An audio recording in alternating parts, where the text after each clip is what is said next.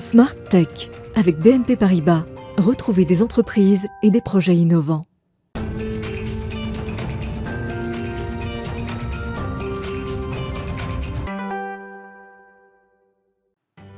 Bonjour à toutes et à tous, bienvenue dans Smart Tech, l'émission qui pousse les portes de l'innovation et s'interroge sur la nouvelle société numérique. Aujourd'hui, le vendredi, je reçois un invité qui va nous permettre de creuser davantage un sujet, en l'occurrence celui de la désinformation et des manipulations sur Internet. C'est l'objet de la commission à laquelle il a participé, la commission dite Bronner, et qui a donné lieu à un rapport.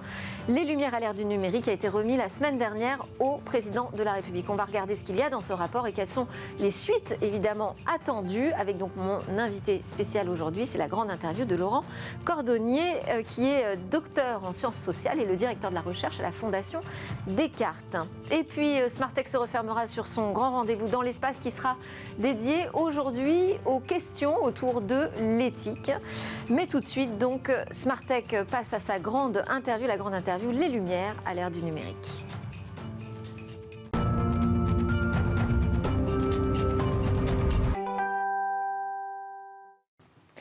Aujourd'hui, je suis en compagnie de Laurent Cordonnier, docteur en sciences sociales, chercheur, directeur de la recherche à la Fondation Descartes et collaborateur également scientifique à l'Université de Lausanne. Bonjour, merci beaucoup d'être en plateau avec nous. Vos sujets de prédilection, c'est le complotisme, la désinformation, la cognition sociale, le naturalisme social.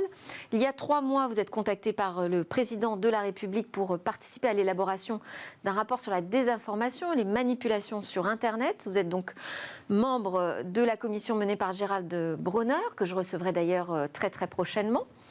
En amont, vous aviez déjà publié, vous, un rapport sur la manière dont les Français s'informent et se désinforment sur Internet. C'était en mars 2021. Je vous parle de ce rapport parce que ma première question, c'est n'a-t-on pas déjà fait tout le tour de la question de la désinformation, de la manière dont se propagent les fausses nouvelles et dont se construisent les idées complotistes? N'a-t-on pas déjà aussi un arsenal de lois qui adresse les préoccupations face aux informations délétères?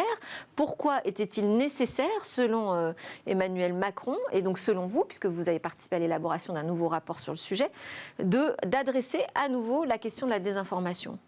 Oui, vous avez raison, la question de la désinformation, c'est une question qui est très étudiée aujourd'hui, alors par le monde académique, par le monde civil aussi, la société civile. En effet, vous évoquiez un rapport que nous avons fait avec mon collègue Aurélien Brest et moi pour la Fondation Descartes sur la manière dont les Français s'informent sur Internet, rapport qui a été publié en mars 2021. Et beaucoup de commissions se sont déjà penchées par ailleurs sur les dangers de la désinformation, sur leurs conséquences ou éventuellement sur la manière de lutter contre elle. Il faut aussi noter en particulier qu'au niveau européen, la Commission européenne travaille sur ces questions avec ce qu'on appelle le Digital Services Act, le DSA, pour essayer de proposer des manières de limiter la désinformation ou les perturbations, on va dire, du monde démocratique par les fausses informations qui circulent sur Internet. Oui, parce que ça pose des problèmes d'ingérence politique, évidemment, qu'on a déjà vu en 2017 ou lors d'élections américaines. Donc, ce n'est pas vraiment un sujet nouveau. Là, quelle était la question, finalement, qu'on vous a posée? Alors, ce n'est pas un sujet nouveau, mais par contre, c'est un sujet qui possède toutes sortes de facettes. Vous l'avez évoqué, l'ingérence numérique étrangère est une question centrale, d'autant plus qu'on s'approche, comme vous ne l'ignorez pas, d'une période électorale en France.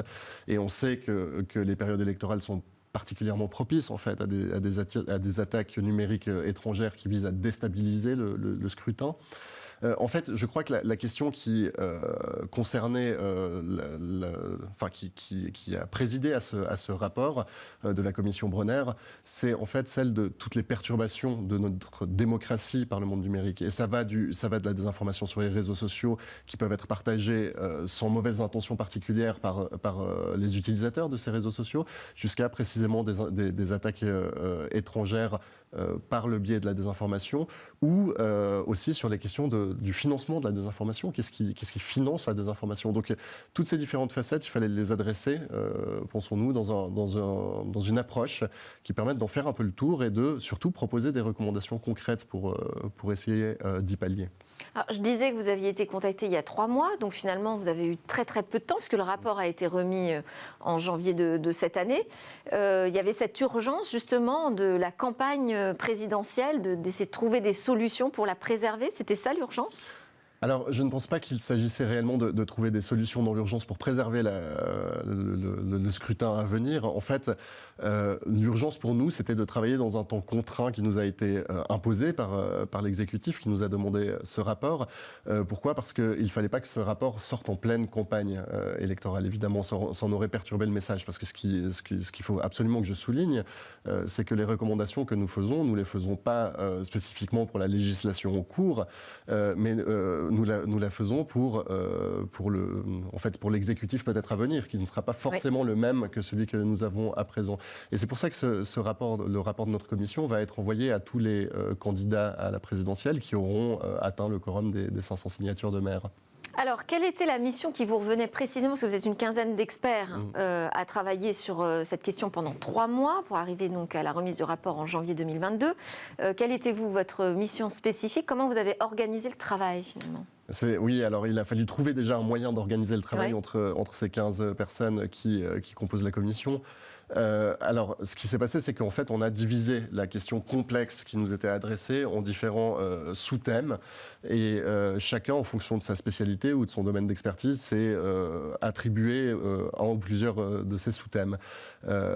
Moi, j'ai particulièrement travaillé sur la question des mécanismes psychosociaux de la désinformation. Qu'est-ce qui fait que, en tant qu'individu, tout à coup, on peut prendre pour vrai une information fausse, parce qu'en général, on est plutôt bon à détecter les infox, y compris sur les réseaux sociaux. Il y a beaucoup d'études qui montrent que nous ne sommes pas dupes, que nous sommes capables de détecter les fausses informations. Je dirais même qu'il y a un niveau de vigilance qui s'est élevé, puisque tout le monde doute de tout aujourd'hui. Alors, le doute systématique n'est pas forcément la bonne attitude. En fait, il faudrait douter avec méthode.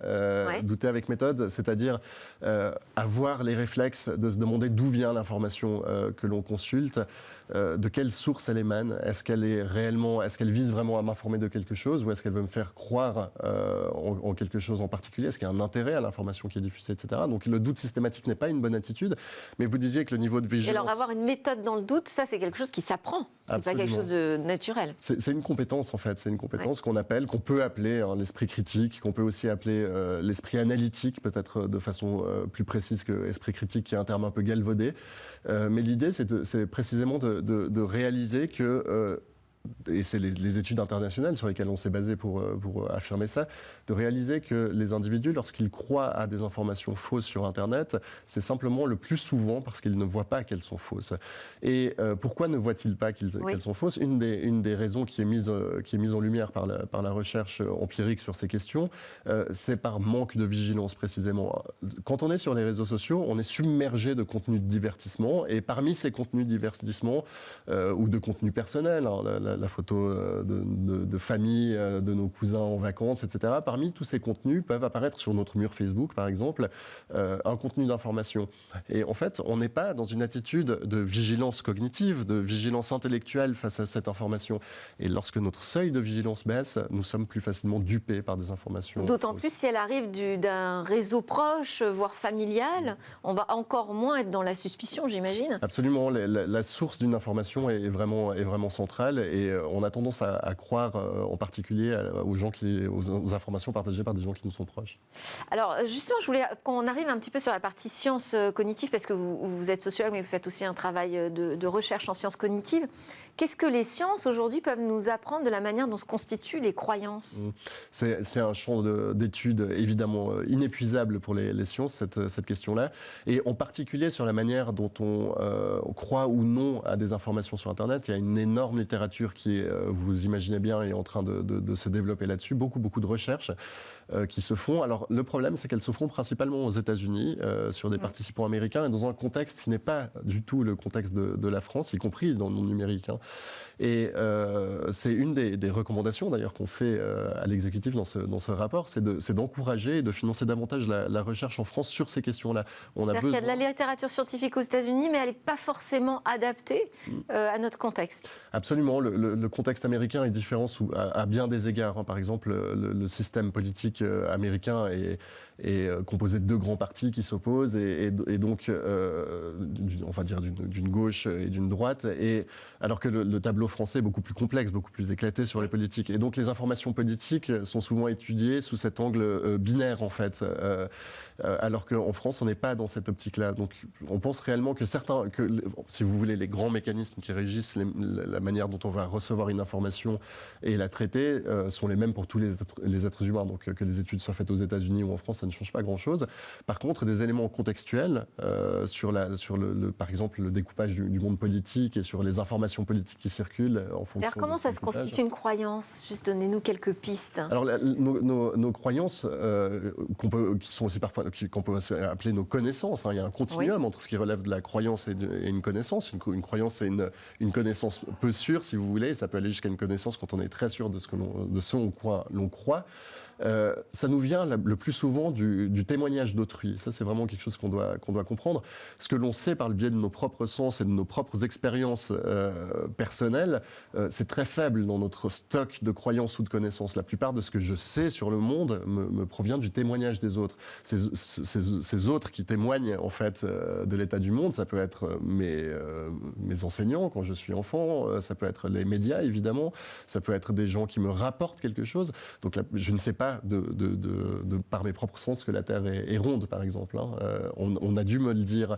Et donc, l'élément central de la constitution des croyances, c'est précisément le fait d'accepter ou non le témoignage d'un tiers, que ce soit une institution, un média ou un individu. Alors, je voulais aussi qu'on précise, c'est peut-être une question de définition, mais je pense que ça va un petit peu plus loin, la différence entre ce qu'on nomme de la désinformation et du complotisme. Le complotisme, c'est un terme plus précis qui désigne des récits, en fait, alternatifs, en fait, aux explications courantes d'un phénomène précis, particulier. Et ces explications sont toujours intentionnalistes. Donc elles prêtent l'intention de la survenue de cet événement à un groupe d'individus qui a toujours des intentions malveillantes. Et ce groupe d'individus est généralement caché ou cherche à l'être. Donc ça, c'est le récit complotiste d'une... Donc avec une finalité, en fait. Avec une finalité plutôt toujours toxique. Négative. Ouais. Voilà, toujours négative. Et le problème de ces explications complotistes de différents événements du monde ou de différents phénomènes, c'est qu'ils reposent sur des preuves extrêmement faibles. En fait, ce sont en général simplement des anomalies, ce qui peut paraître comme des anomalies dans le récit classique courant de cet événement.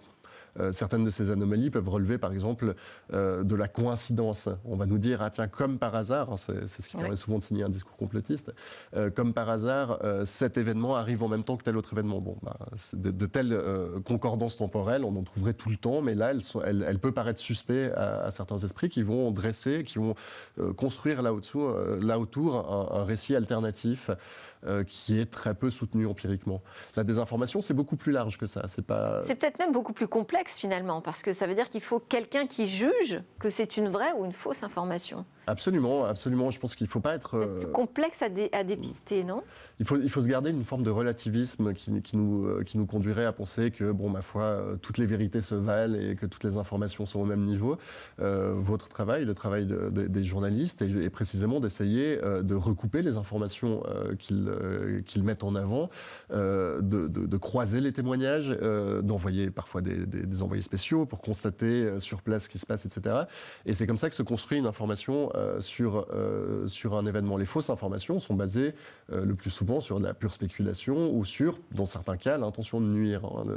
Une fausse information n'a pas forcément pour intention de tromper son public. Par contre, ce qu'on appelle en général une fake news ou une infox, ça a pour objectif vraiment de tromper. Parce que là, c'est fabriqué exprès pour quelque chose. C'est fabriqué, c'est une information fabriquée de toutes pièces, en fait. Le niveau d'influence aujourd'hui de la désinformation sur Internet, puisque vous avez pu éplucher un peu tous les rapports qui existaient aujourd'hui dans le monde sur le sujet, est-ce qu'on est sur un niveau d'influence qui peut être inquiétant ? Alors, il y a deux choses pour répondre à votre question à dire très brièvement. La première, c'est que, contrairement à ce qu'on peut parfois penser, la désinformation est très minoritaire sur Internet et sur les réseaux sociaux. C'est ce que montrait, par exemple, l'étude que j'ai faite pour la Fondation Descartes avec Aurélien Brest. Cette étude montrait que les Français s'informent très largement et très majoritairement sur des sources d'informations fiables sur Internet. Les sites complotistes ou les sites qui diffusent des infox sont en fait relativement peu consultés par les Français. Donc la plupart de nos concitoyens ont le bon réflexe de se diriger sur des sources fiables et s'informent de façon correcte. De même, sur les réseaux sociaux, il semblerait que les infox en circulation, c'est beaucoup plus difficile à mesurer ça, mais que les fausses nouvelles en circulation soient très minoritaires par rapport aux informations vraies sur le monde. Cela étant dit, ça ne veut pas dire que... On va dire alors donc pas de problème, tout va malheureusement, il n'y a pas forcément un lien de symétrie entre une cause et ses effets. Les fausses informations peuvent être peu nombreuses, mais néanmoins comporter des effets dommageables importants. C'est bien ce qu'on a vu, par exemple, aux États-Unis avec l'invasion du Capitole, où des individus se sont mis à croire, un faible nombre d'individus au final. Il y avait quelques centaines de personnes qui ont envahi le Capitole aux États-Unis. C'était pas une foule de millions d'individus. Quelques centaines de personnes ont suffisamment cru à des informations fausses qui circulaient sur la légitimité du scrutin américain pour en arriver jusqu'à prendre les armes et prendre de force le Capitole. On le voit aussi sur la désinformation en France qui circule autour des vaccins. Il y a des centres de vaccination qui ont été dégradés, qui ont été attaqués. C'est des individus qui ont cru suffisamment fort à des théories du complot ou à de fausses informations sur la nocivité du vaccin et qui se sont dit, très probablement de bonne foi, je vais servir mes compatriotes, je vais servir mon pays en attaquant ce vaccin qui est dangereux pour nous. C'est cette idée que finalement les réseaux sociaux fracturent la société. Alors moi j'aime bien cette phrase, vous dites que les conséquences c'est aussi de pousser les citoyens à évoluer dans des univers mentaux parallèles. C'est-à-dire qu'on est chacun finalement sur une route parallèle, on n'a plus de commun, de croyances communes. Ça c'est bien le danger peut-être le plus important qui n'est pas uniquement dû au monde numérique, bien entendu. Ça, il faut aussi le souligner. Le monde numérique, Internet, les réseaux sociaux catalysent des tendances existantes dans la société. Ce n'est pas la cause de ces problèmes. Oui. C'est un miroir grossissant, finalement. Absolument, et qui, dans certains cas, peut réellement renforcer le problème. La crainte que l'on a dans nos démocraties aujourd'hui, je parle de la France, je pense également évidemment aux États-Unis ou d'autres pays, c'est une crainte comme ça de fracture du pays en groupes qui ne se parleraient plus. Dans une démocratie, ce qui est absolument essentiel, c'est le débat, la confrontation d'idées. Il faut ne pas être d'accord avec les autres, c'est le principe même d'une démocratie, pour pouvoir débattre. Mais pour pouvoir débattre de façon productive, il faut être d'accord sur un certain nombre de faits. Il faut un socle épistémique commun, il faut un monde commensurable sur lequel on puisse discuter et ne pas avoir les mêmes opinions. Oui. Le problème, c'est que, en effet, certains nombres d'individus, on le voit à nouveau très bien aux États-Unis, c'est en train peut-être de se développer en France, le fait que certains individus vivent dans des mondes parallèles, c'est-à-dire qu'ils ne partagent pas, si vous voulez, l'accord minimal qu'il faudrait sur des faits essentiels. On peut ne pas être d'accord sur le fait que Trump soit ou non un bon président. Par contre, à partir du moment où on se met à douter du fait que les élections aient été conduites de façon correcte, malgré tous les contrôles qui ont été faits par tous les partis impliqués aux États-Unis, là, on ne peut plus être d'accord sur la validité du scrutin. Donc, il n'y a plus matière ou possibilité de discuter. On ne peut pas discuter. Absolument. Ouais. C'est intéressant, ces univers mentaux parallèles. Alors, je voulais qu'on adresse maintenant la partie recommandations, puisqu'il y en a à la fois pour la France, l'Union européenne et même à l'international. Absolument.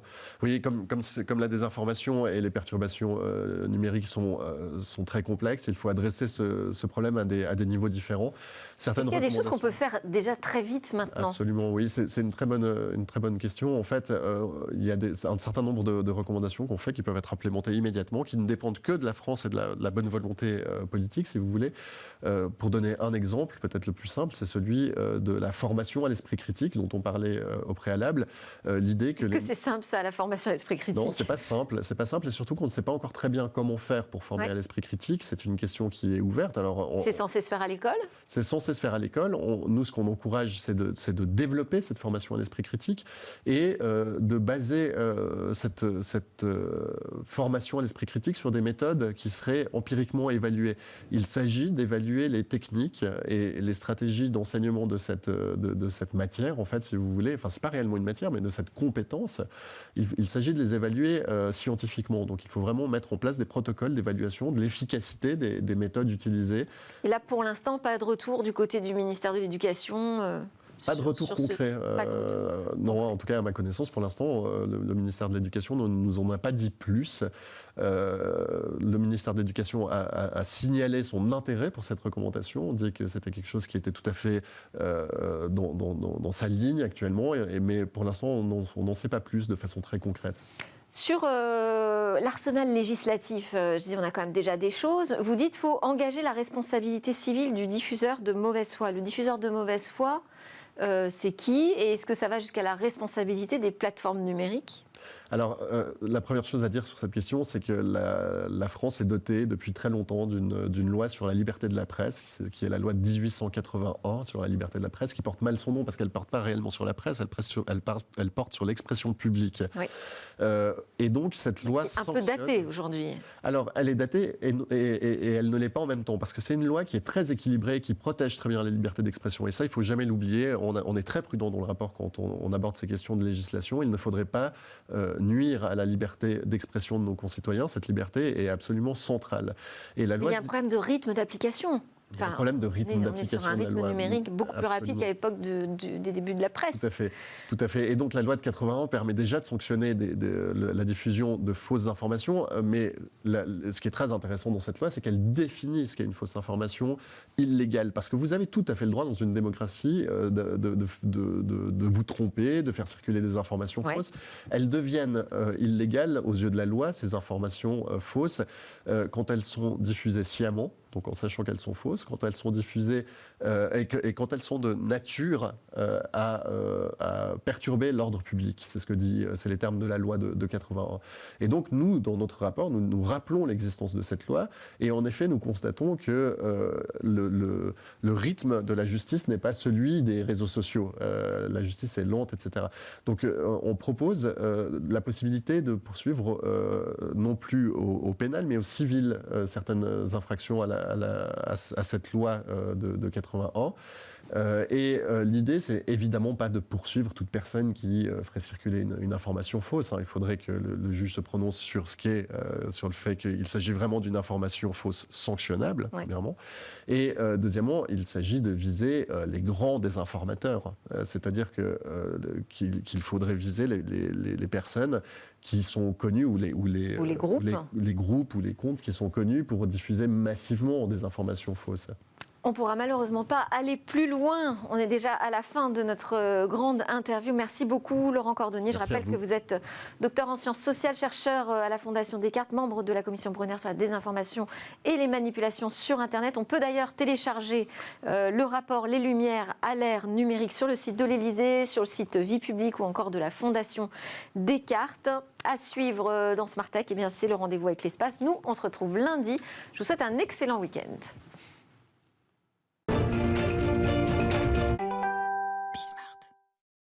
Bonjour à tous et bienvenue dans Smart Space. Aujourd'hui, on va prendre le temps de réfléchir ensemble aux problématiques éthiques qui découlent des ambitions de l'homme avec un grand H en matière d'exploration spatiale. Alors comme c'est un sujet immensément riche, on a décidé pour cette première émission sur les questions d'éthique de se concentrer sur les ambitions des hommes en matière d'exploration spatiale humaine. Alors qui de mieux pour parler d'exploration humaine qu'un explorateur de l'espace? L'astronaute Jean-François Clairvoy est avec nous sur le plateau de Smart Space. Bonjour. Bonjour. Bienvenue sur le plateau. Alors vous avez à votre compteur 3 missions dans l'espace et puis vous êtes également le fondateur d'Air0G, une société qui propose aujourd'hui des vols paraboliques pour se libérer de la pesanteur terrestre durant quelques instants. À vos côtés, le spécialiste des questions éthiques au sein du CNES, l'agence spatiale française, Jacques Arnaud. Bonjour et bienvenue sur le Bonjour. plateau. Alors vous êtes également historien des sciences et théologien catholique. Alors ma première question est pour vous. Quand on parle d'éthique, qu'est-ce qu'on veut dire précisément? Eh bien, je vais vous raconter une histoire, celle d'un saint homme qui voulait aller au ciel, comme Jean-François. D'accord. C'était il y a longtemps, donc il est parti dans une solitude, parce que c'est là qu'on était en communication, on est toujours en communication avec le ciel. Et puis, il a eu beaucoup de disciples, donc la solitude n'était plus une solitude. Il a décidé d'aller plus loin, donc plus près encore du ciel. Et là, il a rencontré un ange. Et l'ange lui a dit, Antoine, c'était son prénom, Antoine, où vas-tu et pourquoi? Et c'est ça la question d'éthique. Où vas-tu et pourquoi? Donc c'est une question qu'on peut poser à Jean-François, et que nous pouvons nous poser. Nous voulons aller dans l'espace. Aujourd'hui, on ne parle plus de ciel, on parle de l'espace. L'espace technologique, l'espace des explorateurs. Mais pourquoi y allons-nous? Et la question du pourquoi, c'est la question éthique. Votre réaction, Jean-François, c'est la même question que vous vous posez avant d'aller dans l'espace?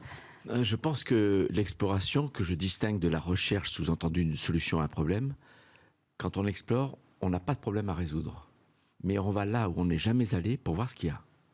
Dès que l'homme ou la femme a pu aller quelque part à un endroit qui était inatteignable avant, eh bien, une sorte de curiosité, d'instinct de survie, qui cherche à augmenter ses connaissances. En général, l'animal même, il explore pour savoir où est l'abri, où est la nourriture, où sont les menaces. Nous, on fait la même chose, mais on va plus loin. On va là où on n'est jamais allé, parce qu'on pense, quelque part, j'ai l'impression que c'est trouver un élément de réponse à la question pourquoi on est là. À quoi on sert, nous, humains, dans cette histoire de l'univers? Et ce qui est très important, surtout dans l'exploration, c'est de revenir le partager. On ne peut pas explorer juste pour soi-même. Tous les explorateurs reviennent, partagent. Et la question la plus souvent posée aux astronautes, ça fait quoi d'être dans l'espace? Les gens veulent savoir si j'étais à votre place, avec mon corps, mon esprit, mes sens, je ressentirais quoi? Et c'est ça l'exploration. Alors, moi j'aime bien résumer avec le logbook du capitaine Kirk, donc j'ai été très fan quand j'étais gamin et je reste un fan de Star Trek. Vous êtes très fan de Star Trek. Vous savez que c'est une saga de pacification de la galaxie, à l'opposé de Star Wars, qui, comme le dit le titre, est une saga de guerriers, de guerre. Mais il disait, notre mission, explorer de nouveaux mondes étranges, rechercher de nouvelles formes de vie, avec audace, aller là où on n'est jamais allé. C'est littéralement ce que font les agences spatiales aujourd'hui.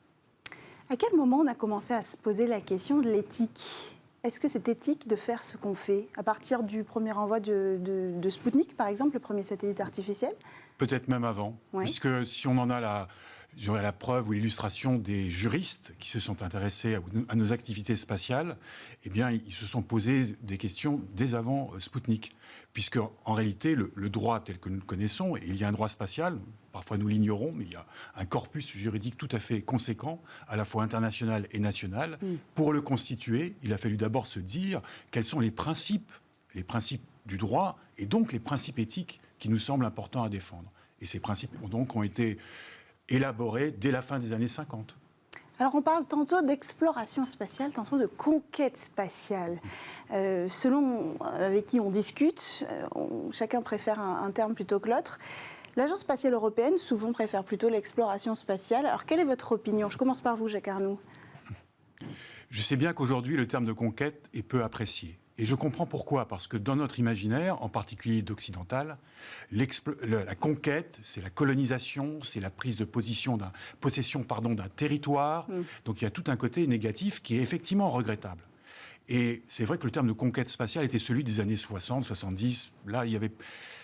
Voilà, c'était un autre contexte. Aujourd'hui, nous le remettons un peu en question. Et pour les raisons que je viens d'évoquer, je comprends qu'on le remette en question. En revanche, et ce que vient de nous expliquer Jean-François, c'est que pour pouvoir aller dans l'espace, il faut conquérir des savoirs, des compétences, des expériences. Et cela n'est pas du tout aisé, n'est pas du tout facile. Et ça demande vraiment une conquête, en fait, sur soi-même. Et de ce point de vue-là, je trouve que le terme de conquête est encore utilisable, mais avec cette peut-être restriction que je propose. C'est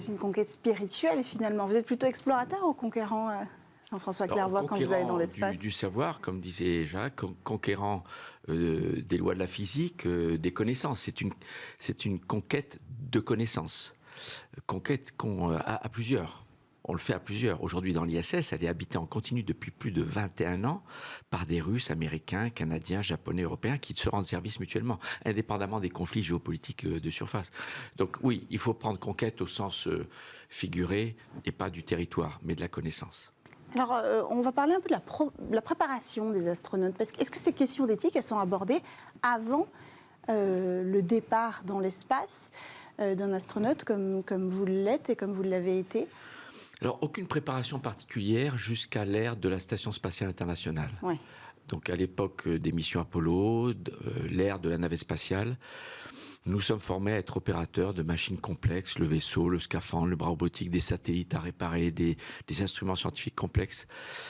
Mais avec le programme de Station spatiale internationale, qui se veut vraiment international dans son âme, dans son cœur, les juristes ont produit un document qui s'appelle le Crew Code of Conduct, le code de conduite des équipages, qui est le seul document juridique que j'ai signé dans ma carrière d'astronaute et qui impose des règles d'éthique, des règles de comportement, des règles de morale, des règles de respect d'autrui.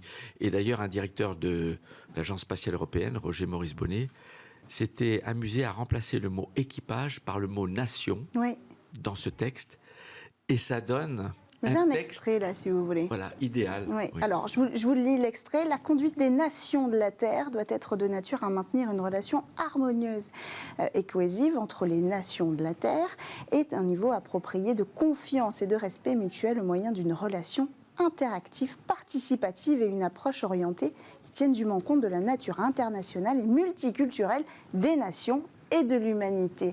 C'est un guide qu'on devrait utiliser sur Terre, ça peut-être, Alors, ce Jacques texte, Arnoux. effectivement, avec le mot nation, n'est pas signé. Oui. Mais celui avec le mot équipage à la place de nation est signé par tous les astronautes. Et on se dit, ce serait bien que, à l'échelle globale de notre monde, donc les terriens, signent ce texte et se l'approprient. Quel est votre avis là-dessus ?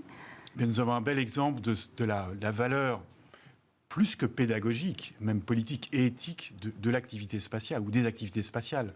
C'est qu'elle nous donne l'occasion de quitter momentanément, alors même si c'est pour 6 mois, cette planète, mais aussi intellectuellement. Nous nous imaginons autour de la Terre à gérer des affaires sur la Lune. Et là, nous élaborons des principes nouveaux, en particulier marqué par la coopération, et Jean-François a raison de le souligner, et ceci depuis le début de l'ère spatiale, même s'il y a toujours eu, et encore aujourd'hui, de la compétition, il y a toujours eu de la coopération. Donc nous imaginons et nous élaborons des principes, et maintenant c'est à nous de les appliquer sur Terre. Il faut revenir sur Terre. On ne reste pas dans l'espace, on revient, et qu'est-ce que nous en faisons? Donc c'est un très bel exemple de proposition d'application de ce que nous apprenons dans l'espace à nos affaires terrestres. Mais alors cette question de morale et d'éthique et de code de conduite, elle s'applique aux agences, elle s'applique à cette coopération internationale, mais lorsqu'on a des acteurs, de nouveaux acteurs entrants, je pense par exemple aux acteurs qui envoient des touristes spatiaux avec Elon Musk, Jeff Bezos, Richard Branson, est-ce que la raison, la question du pourquoi elle tient là? Toujours, elle tient toujours, parce que toute action humaine doit s'interroger ou être interrogée en pourquoi nous le faisons, sinon c'est pas humain. On dit tout à l'heure, un animal il explore, pour des besoins immédiats, il a un pourquoi, une finalité immédiate. Donc nous les humains qui sommes des animaux, mais aussi un petit peu plus, nous devons toujours poser ces questions-là. La manière la plus objective, c'est vrai qu'aujourd'hui il y a de nouveaux acteurs avec de nouveaux objectifs. Nous devons nous interroger, les interroger sur ces objectifs de manière concrète, sans jugement a priori. Et puis ensuite, être capable de discuter entre nous, et d'où l'importance d'ailleurs d'en parler aussi publiquement. Il ne faut pas d'emblée dire « je suis pour » ou « je suis contre », mais posons la question, interrogeons-nous. Jean-François propose, et vous l'avez dit tout à l'heure, des vols en 0G. Nous voyons bien ce que ça signifie dans l'imaginaire et la passion que lui-même met et qu'il génère autour de lui. D'autres proposent un peu plus à des gens un peu plus fortunés. Bien, interrogeons-nous objectivement. Nous sommes humains, parlons-en. Est-ce qu'il y a un moment où vous vous dites non, ça on ne peut pas le faire? Non, je pense que dans la mesure où on respecte des règles raisonnables, en fait, les milliardaires qui achètent un vol pour aller dans l'espace, il faut quand même leur reconnaître une audace incroyable. Oui. Parce que c'est toujours de l'ordre de 1% la probabilité de perdre la vie dans une mission spatiale. Donc, alors certains le font parce qu'ils ont un ego assez fort et ils veulent pouvoir dire je suis astronaute. Et ils veulent pouvoir Est-ce qu'ils porter sont fièrement astronautes? Alors, la FAA, c'est-à-dire l'administration de l'aviation civile aux États-Unis, a régulé à 2 reprises ce qui permet de porter le titre d'astronaute. Entre le vol de Richard Branson et celui de Jeff Bezos en juillet dernier, elle a dit dorénavant, on pourra s'appeler astronaute que quelqu'un qui va dans l'espace et qui fait quelque chose d'utile, même si c'est un touriste. D'accord. Et en décembre, la FAA a publié un nouveau décret qui est actif depuis le 1er janvier, aucun touriste ne pourra plus jamais s'appeler astronaute. Ce seront que les professionnels qui vont dans l'espace pour travailler. Mais cela dit, beaucoup de touristes ont payé cher pour aller dans l'espace, se font pas trop connaître parce qu'ils en rêvaient.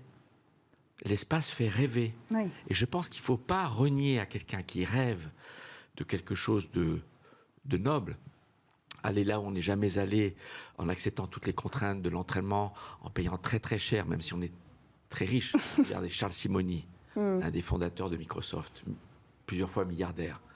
Donc pour lui, 20 millions, c'est un pain au chocolat, je dirais. Oui. Il l'a fait une fois dans l'ISS, dans les années 2000. Il a tellement été bouleversé positivement qu'il s'est dit, il faut que je le refasse. Et 2 ans plus tard, il a repayé 30 millions de dollars pour retourner dans l'ISS. Il n'ébruite pas, il ne s'en vante pas, il n'en fait pas un business pour gagner de l'argent, mais il a vécu un rêve. Et tous les touristes que je connais qui sont allés dans l'espace sont revenus avec ce sentiment de jouer un rôle d'ambassadeur de l'humanité. Et c'est plutôt positif. Si on va encore plus loin, on parle de colonisation, on parlait d'Elon Musk qui veut coloniser Mars dans la prochaine décennie. Est-ce qu'on a le droit d'arriver sur un territoire extraterrestre et de se l'approprier, ou alors de l'investir simplement ?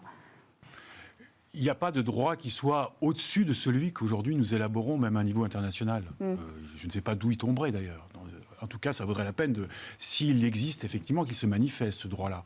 Donc, c'est comme vient de dire Jean-François, de nous interroger sur ce que nous voulons faire en allant coloniser. Si c'est simplement pour développer encore plus notre ego de dominateur, d'être dominateur, et dire au fond on n'arrive plus à dominer cette terre parce qu'elle nous échappe un peu, nous allons ailleurs faire la même chose que nous faisons sur Terre, ça je dirais, il faut vraiment s'interroger sur un tel motif. Ceux qui pensent trouver l'avenir de l'humanité pour quelques-uns, ou un tout petit groupe, en allant sur une colonie martienne et en oubliant la Terre, là aussi, c'était quand même quelque chose à discuter. C'est déjà arrivé dans l'histoire de l'humanité. Donc, essayons de regarder dans l'histoire ce qui pourrait nous apprendre à être un peu plus sages pour le futur. Donc, une fois encore, il s'agit de poser un projet, de le décortiquer techniquement, politiquement, philosophiquement, éthiquement. Et puis, nous avons la chance aujourd'hui d'être dans une humanité globale, d'avoir des moyens de communication dont nous profitons en permanence. Eh bien, il faut que ça soit aussi des moyens qui, justement, contribuent à un forum et que l'opinion publique ne soit pas quelque chose d'artificiel, mais de concret. Quel que soit ensuite, on parle de démocratie, on parle de tout ce que vous voulez, le village global de McLuhan, dont il rêvait dans les années 60, nous avons aujourd'hui les moyens de le construire. Si demain, ce village global décide de s'expatrier en partie sur une planète Mars parce que c'est le moment, parce qu'il y a les moyens techniques. Après, il y a tout un aspect technique qui reste quand même vraiment très lointain. Pourquoi pas ? Mais il faudrait que ça soit une décision qui soit la plus globale possible et pas le simple fait de grands rêveurs, même très argentés et avec un génie technique.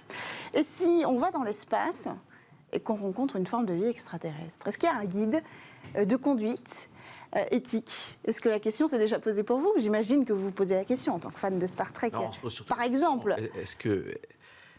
Est-ce que nous sommes seuls dans l'univers? Vous regardez la Terre depuis l'espace, vous dites quelle chance on a d'être apparu sur une planète aussi merveilleuse, et puis il n'y a rien qui lui ressemble aux alentours.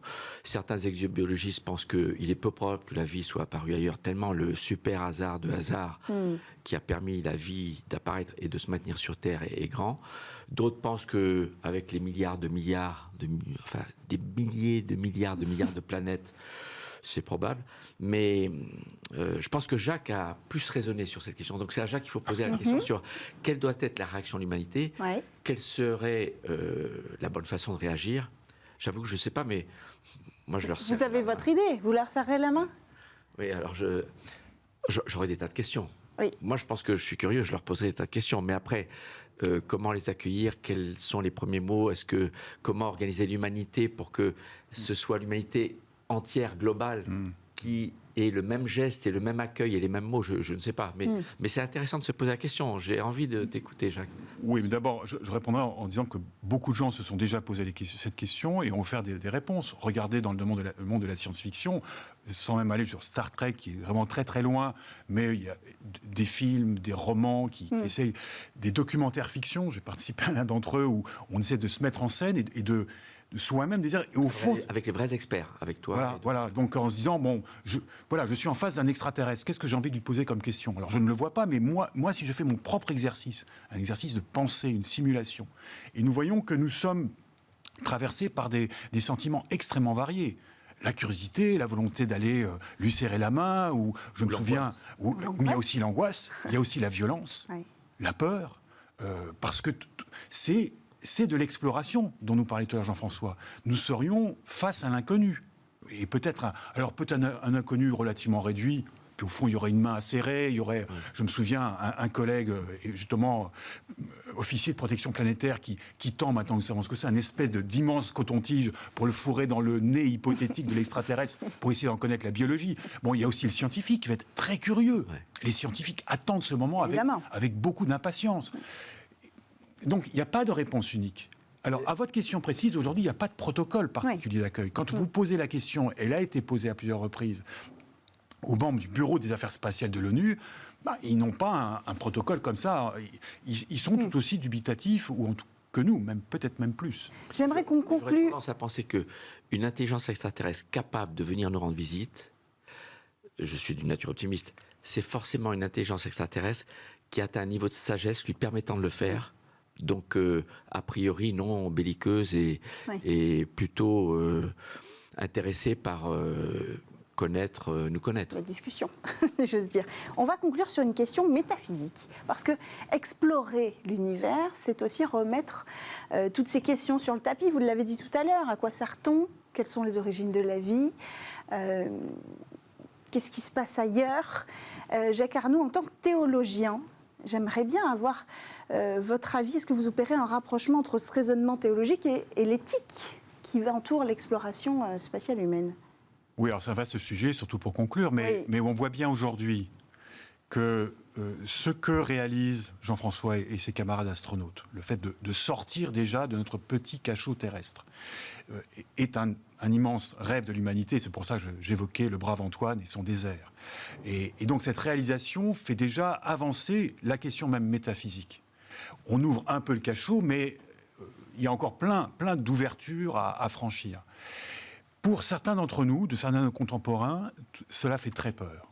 En fait, cette ouverture métaphysique fait peur et ils auraient plutôt tendance à dire « Bon, qui sommes-nous sur notre petite planète et le reste doit rester le plus longtemps inconnu ». Quitte à dire « Voilà, c'est le domaine des dieux, c'est le domaine des anges et nous sommes là ». Peut-être aussi dans notre unicité, dans notre singularité. Et d'autres, au contraire, y compris dans les questions, disons, plus métaphysiques et même théologiques, n'attendent qu'une chose, c'est tous les inconnus que nous allons découvrir parce qu'il y a une curiosité métaphysique. Après, c'est donc, comment dirais-je, une épreuve, en réalité, pour chacun d'entre nous. C'est pas seulement où vas-tu et pourquoi, mais en quoi crois-tu ? Quels sont les fondements profonds de ta personnalité? Et l'espace, depuis 60 ans, contribue à cela. Et contribuera. C'est pour ça que c'est important ce que nous disait tout à l'heure Jean-François sur les touristes.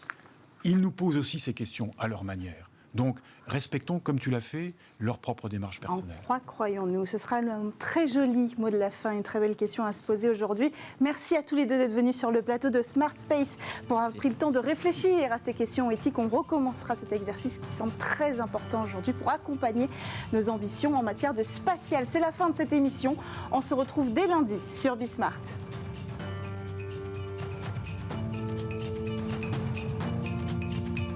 Smart Tech avec BNP Paribas. Retrouvez des entreprises et des projets innovants.